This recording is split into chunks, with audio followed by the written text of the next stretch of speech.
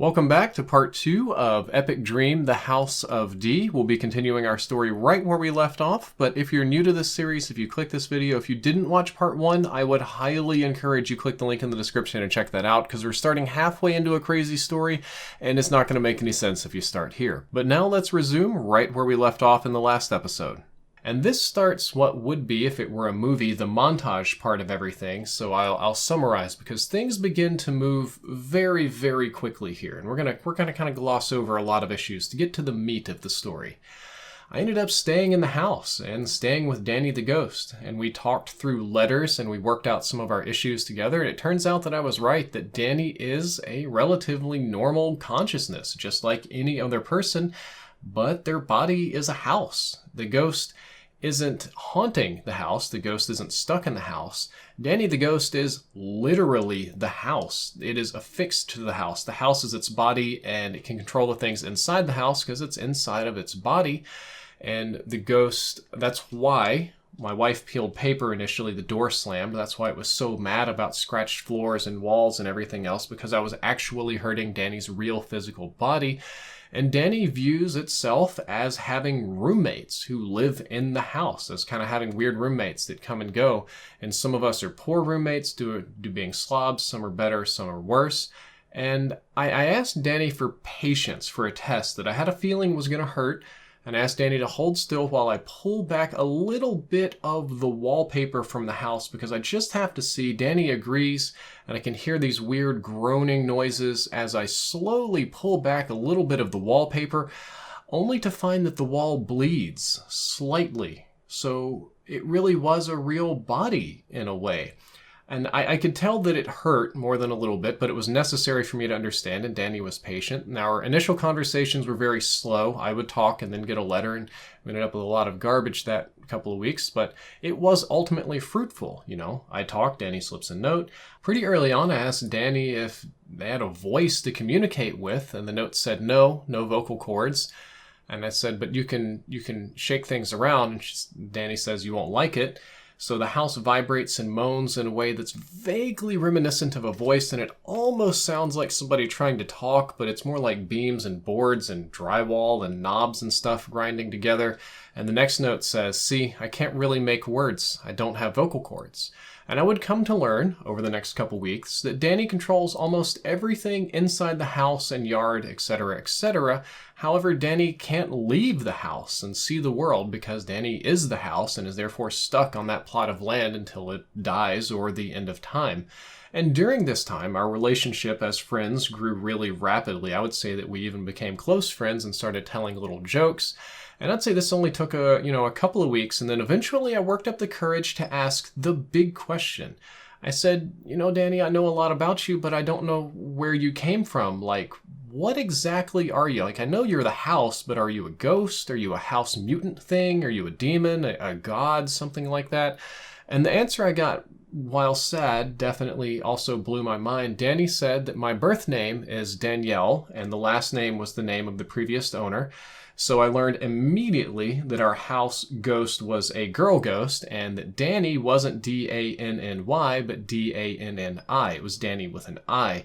And our ghost now has gender, and it was at least initially a person. She was stillborn, super early failed pregnancy, like 1 month, you could barely call it a life, just a tiny little glob of goo that her mother didn't want and flushed down the toilet and was supposed to be gone forever. And somehow, through some magic, some curse, some horrific serendipitous event, instead of passing on to the next life, her soul was transferred into the house, and she literally became the house.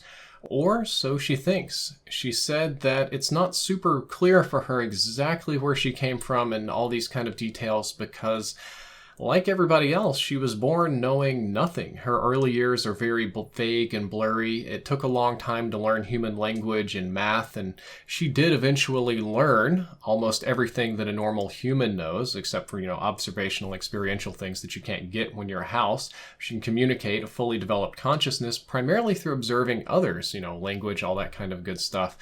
The problem is that the relationship with her mother and the previous owner had long since turned toxic and imploded for obvious reasons. She was, I guess you could say, an aborted baby, and now the ghost is haunting the mother, but is it really alive? And the mother feels guilty, and the baby's mad that she doesn't have a body and blames her mother, and they abuse each other, and it was terrible. So when her mother left, she was relieved, and she thought she was going to get fantastic new roommates, like the ones she'd seen on television, that, all these interesting people around the world. But the two people she got took advantage of her and were kind of dicks. We didn't do anything but treat her like our own personal genie. And this whole conversation and this learning and experience was no doubt very odd, but it was still friendly. It was cordial. There wasn't any maliciousness to it, despite the weirdness of the situation. So I decided to stay in the house, and I kept staying, and I honestly spent almost every day in the house, not really leaving except for work or class or some sort of adult thing that I just have to do for whatever reason. And I spent the next couple of months getting to know Dani better. I started teaching her things about the outside world, things that she didn't know about or had no experience with. I managed to buy a computer so that I could show her how to use a computer, how to possess the computer, how to maybe replicate or make one of her own, how to access the internet, how to use the electricity lines and phone lines inside the house to directly access the internet if she wanted to. It was kind of her window to the outside world, all that she'd been missing. She could see almost everything that she wanted. And we became closer and closer as friends. We had movie nights. We had, I guess you could call them duo parties. They looked more like solo with just me dancing by myself.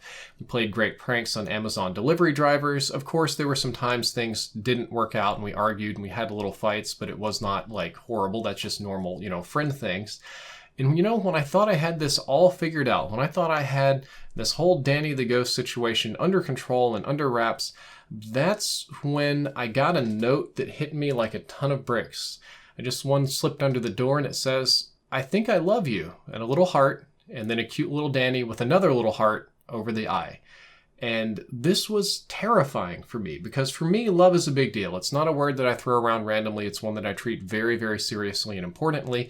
But a ghost demon house god thing that loves you is a much bigger deal than falling in love with a normal girl. So despite the obvious problems in our relationship, I was almost immediately forced to admit that, I think I feel the same way. I hadn't really stopped to think about it, but I think I've fallen in love with Dani. And it was a very confusing conversation of letters, and now that Dani has a computer, Facebook messages and other things that were going on. And there were so many problems. Power dynamics are all over the place. Dani is a few steps shy of a god inside the house, but with limitations, but can't leave. I'm free to come and go as I please, but she's not. We have different bodies, radically different needs. And it was sort of the first wake-up call in many months that made me realize how deep down the rabbit hole of madness I had actually gone. But it still just kind of felt right because Dani was still a person in my mind, despite having an odd body, So we agreed that we should try to work this out and try to date. And you know what? It actually worked out really great overall. We had fun little parties together, similar to the Friends ones, but now with a romantic element. We had romantic dinners, which only I could eat, but I didn't complain about. And basically all the same thing as a friendship with a little bit extra. And one of the extra things that maybe wasn't so great is that due to us being, let's just say, very different, we could never consummate our relationship. There was no physical lovemaking and relatively limited physical touch for that matter. But I had an idea. So if Dani can replicate or control most any physical object in the house, what about a real doll? And briefly, for those of you that are unaware, real dolls are like $8,000 hyper-realistic prosthetic sex dolls that look really, really, really realistic, like a cyborg in a movie, kind of.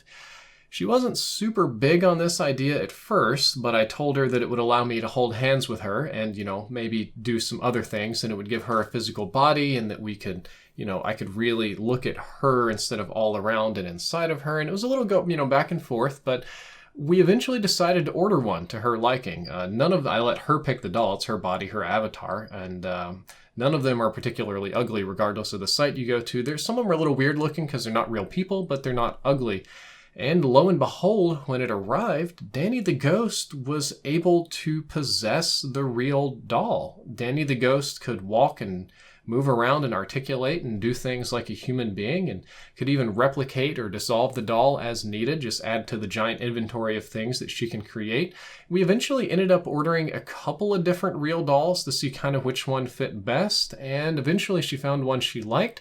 And for the first time ever, my new ghost girlfriend had a physical form in possessing a real doll. This is weird, no doubt. It's kind of like the movie Lars and the Real Doll. Like, I think the idea came in my head because I just watched the Pay Money Wubby Real Doll review video. But it was nice to have a girlfriend that I could actually touch. And it made the in-house dates less weird. We could do things together. And, it actually wasn't as weird as you would think. It was more like having a girlfriend that's an android or a robot. That was an easier way to think about it. The only problem is that real dolls still don't have vocal cords, and they can't talk. But they sure do have fingers, and there's lots of text-to-speech programs, so she learned to use phones to talk aplenty, trust me. For a person with no voice, they had a lot of catching up to do on talking, and there was lots and lots and lots of talking. As I'm sure you're all curious, yes, I did bang the real doll. It was possessed by some kind of ghost house thing, a lot. And since she had a lot of different bodies, there were a lot of different girls and a lot of different things to try. And Danny the Ghost was quite talented, and she could possess more than one doll at a time. So we could bring out a whole army of them and have 5 and 6-somes, but only with the same girl. Imagine that, 4 girls, but it's all the same mind. So it's literally like one partner. You know what? If this doesn't turn into a movie or like a TV show or a script, I think Pornhub could pick this up and make an original immediately. It was actually pretty great. It was pretty cool. And the next couple of months were like a big blur for me. I was deeply in love. I was having a blast. My girlfriend was kind of like an all-in-one package, anything and everything that I could want, and she loved me too. And I spent many, many happy days in that house with her. But there was still some lingering sadness in Danny. After some coaxing, she eventually confessed that, dolls and dates and having a partner and stuff, it's great, but it's still not the same. She's still not really alive in the traditional sense. And even though this is the happiest she's ever been, she knows how much she's missing. She still doesn't have eyes that she can really see me with. She has other senses that she says I wouldn't really understand or smell or really feel hot and cold or flesh. And most of all, she still couldn't travel. She wanted to see the world, but was stuck in a prison of herself. And this made her very sad, but I understood that sadness, and we eventually had a conversation about what about possessing or copying living beings, and she ultimately confessed that she didn't have the power to do so. She wasn't powerful enough to make a living being from scratch. There was no amount of strength in her that could do that, and I don't really understand what her strength or power was, but she assured me that it was impossible. And she said that things that are alive living currently, people and other stuff, were already occupied. Her words, not mine. And when I asked what occupied was, she said that she couldn't simply take over a body because there was a soul stuck in it. And, making a body is hard to begin with, but she definitely didn't have the power to kick out an existing soul, because apparently souls are just very powerful even if they don't know it. So she was stuck as being a house, couldn't even take over an ant if she wanted to. By luck, or by my brain wanting to wrap up this dream, the next day was a tragedy after we had this conversation. I think perhaps in the couple of months our relationship had grown too careless, too frivolent. We began summoning and eventually copying rental cars that were parked on the property, all sorts of neat objects and items, and we were living very, very rich, very out of place for this neighborhood, especially for a young man who doesn't really have a very good job. And we attracted the attention of some thieves. They showed up pretending to deliver a package from Amazon, but it was really a way to just kind of glance in the house and to see if it was as rich inside as outside. And they saw a lot of really crazy expensive stuff laying around, including literally some money piles that I may or may not have had Danny copy so that I could buy various things without having to really pay for them. Later that night, the 2 thieves returned, saying that they had forgotten to deliver a package, that it was my bad, it was in the very back, it was buried, it's a really, really big one. We need to carry it in and kind of set up because you paid for in-home installation.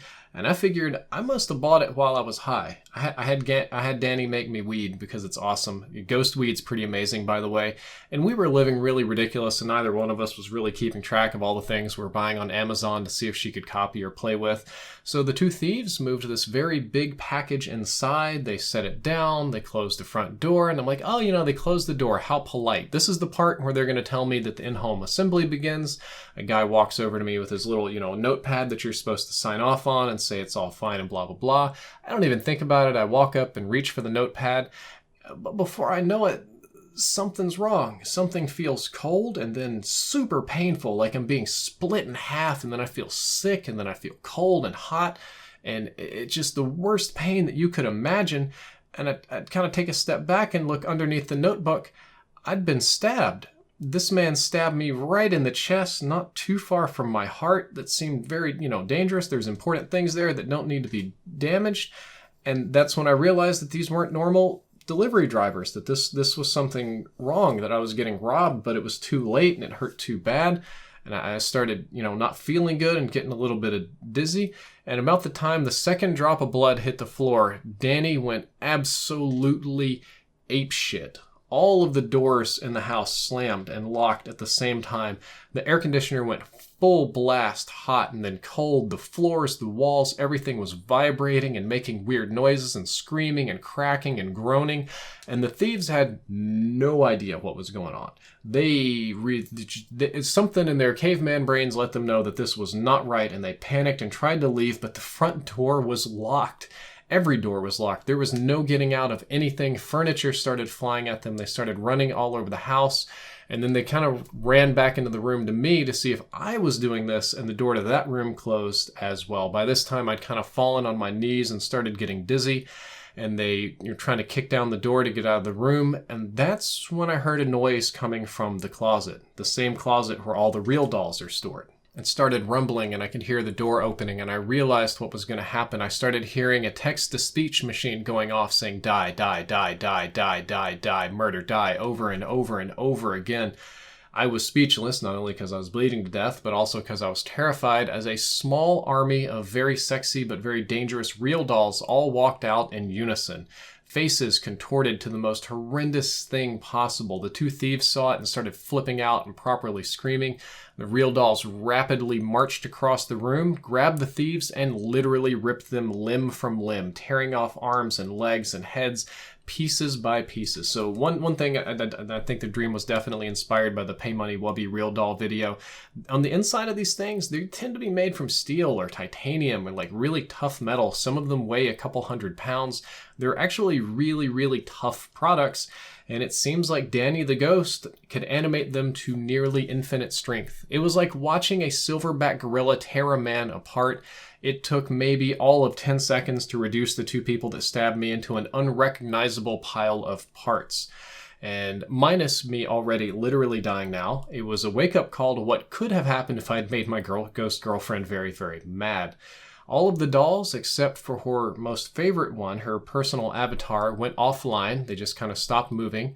And her favorite one came to me, sat down, and held my hand that I could barely hold back. The other one was crazy on the text-to-speech machine that says, I'm sorry, I'm sorry, I'm sorry, I'm so sorry. I didn't see the knife. I'm so sorry. I can't fix you. I'm not strong enough to fix people. That's when it dawned on me that I was really dying. It was bad. She could probably see more about what was going on inside of my body than I could. And weakly, I asked her if you could fix me, if you could possess me. And the text-to-speech goes off and says, maybe, but I'd have to kick your soul out for that, and I can't do that. I'm sorry, I can't move your soul. You're gonna die. And I just like, yeah, I know I'm gonna die. But that's okay. This actually kind of works out. And the real doll's getting a little jittery and typing more poorly. And it says, no, not okay, not okay. This awful, awful, awful. Nothing works out for me. And my answer is that if I'm not in my body anymore, then you can possess it and you can fix it. And you're going to rapid reply back. But yes, but you only leave when you're already dead. And I told her exactly, that's perfect. When I die, I want you to take this body. I want you to fix it because you'll have the strength to do it once you're in there. And I guess if you need spare parts, there's a lot of them over there by the door. And then I want you to live. I want you to actually live, to go out and see the world and travel and be a real person like everybody else, to really have a body and feel and smell and see things, and not just a plastic doll. And the text-to-speech machine just says no, no, no, no, no, no, no. And one of the few last things I say is that I just promise me that you'll make good use of this body when I'm gone. I hear the text-to-speech go off that says, please don't go. Everything starts getting cold and blurry.